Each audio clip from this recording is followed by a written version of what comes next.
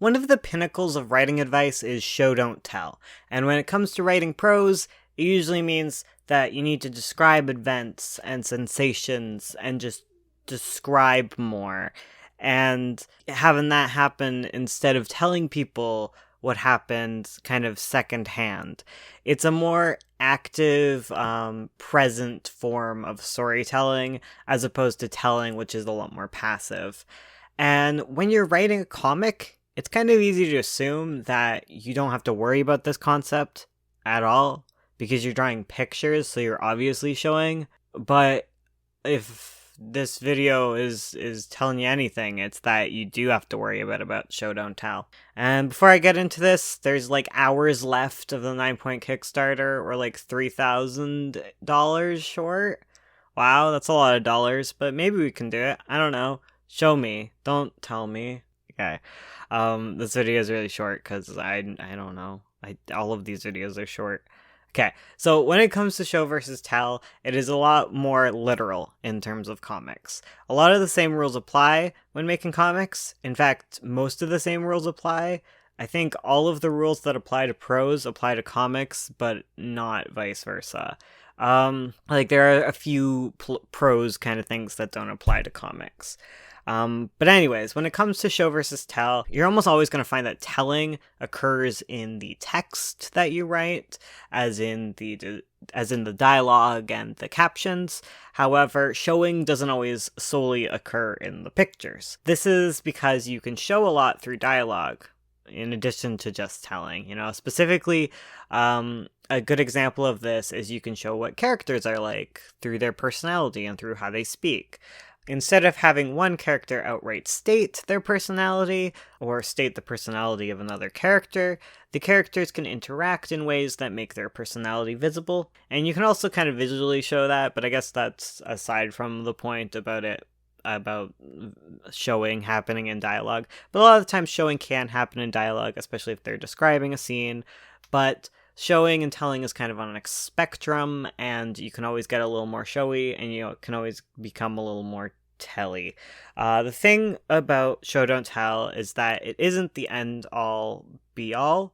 It's not a hard fast writing rule, even in prose, but for new writers, it tends to be something that needs to be addressed, which is why it's always show don't tell instead of show most of the time and tell when you need to. Most writers that are new to it tend to overtell and neglect showing, and the same case can kind of be true for comics. So what are some tricks on avoiding telling when you're not supposed to? For the most part, you can do so by learning to identify telling. You need to be able to spot it in your work. And again, telling is anything that could be shown but isn't, basically. So if you have someone that straight up says, oh, she's a very sad person, that is telling, and you can pull back, learn more. Don't just straight up tell it. You can show her crying and being sad, and I don't know where this is going, but identify moments where information is just straight up being told and see if there's ways you can show it.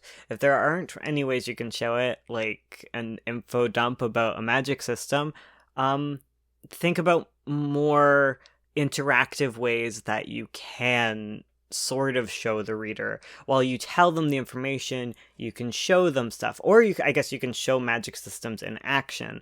I don't think telling is all bad because it's sometimes nice to get a straight up explanation, but a lot of times that does best when you get the straight up explanation and you have visuals to go with it. You have showing, you have examples to go off of. When deciding whether or not to tell or show, it's good to pay attention to whether or not information is important.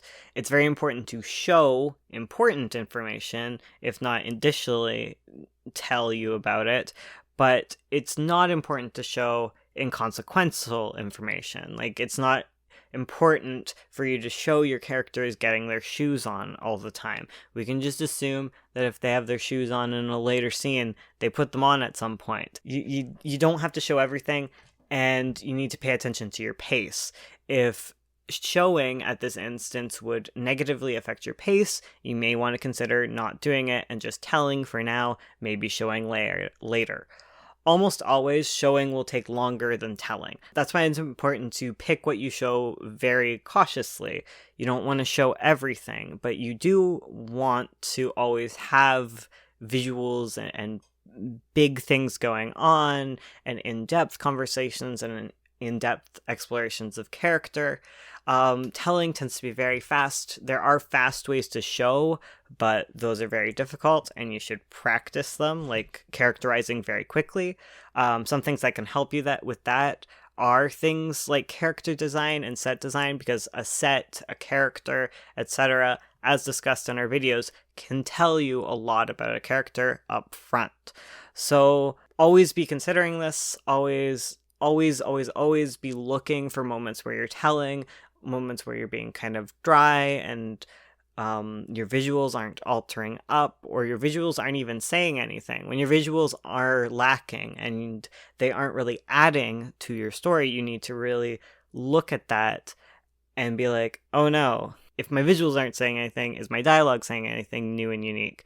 If your dialogue isn't doing anything new and unique, you really need to reconsider, and you really need to add some showing to your comic. This is a very simple topic, but a very important one to address, so I'm glad I did it. Thank you for watching this video. Like, comment, subscribe, share it with your family and friends. And I love you guys. See you guys next time. Goodbye.